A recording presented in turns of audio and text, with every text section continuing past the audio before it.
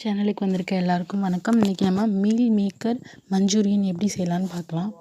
அதுக்கு ஒரு பாத்திரத்தில் கொஞ்சம் தண்ணி எடுத்து அதை நல்லா கொதித்ததுக்கப்புறமா மீல் மேக்கரை அதில் சேர்த்துக்கலாம்.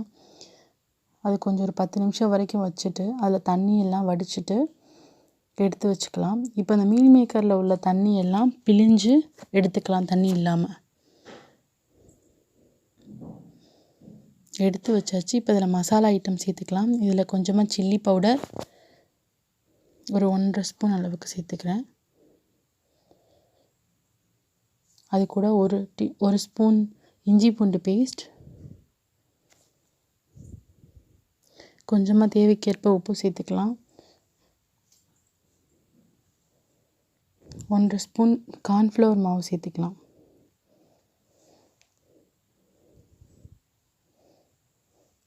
இதை சேர்த்து நல்லா பிணைஞ்சு வச்சுக்கலாம். இப்போ ஒரு கடாயில் எண்ணெய் ஊற்றிட்டு இப்போ நம்ம பிணைந்து வச்சதை வந்துட்டு அதில் சேர்த்து பொரிச்சு எடுத்துக்கலாம்.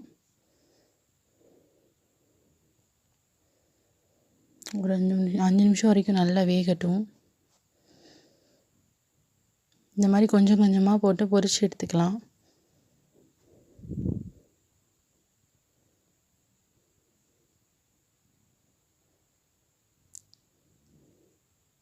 பொரிச்சு எடுத்தாச்சு. இப்போது நம்ம அதே கடாயில் கொஞ்சம் எண்ணெய் ஊற்றிட்டு குட்டி குட்டியாக நறுக்கின பூண்டு, வெங்காயம் இந்த மாதிரி க்யூபாக நறுக்கி வச்சுக்கலாம். இது நல்லா கண்ணாடி பதம் வர வரைக்கும் நல்லா வேக வச்சுக்கலாம். இப்போ இதில் ஒரு ஸ்பூன் சோயா சாஸ் சேர்த்துக்கலாம். ஒரு ஸ்பூன் சில்லி சாஸ், ஒரு ஸ்பூன் டொமேட்டோ சாஸ் சேர்த்துக்கலாம்.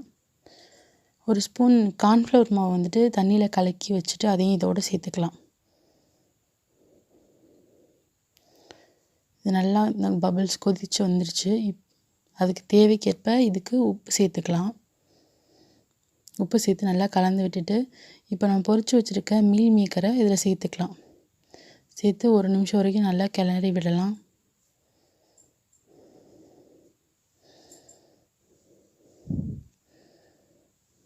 அவ்வளோதான், மீல் மேக்கர் மஞ்சூரியன் ரெடி ஆயிடுச்சு.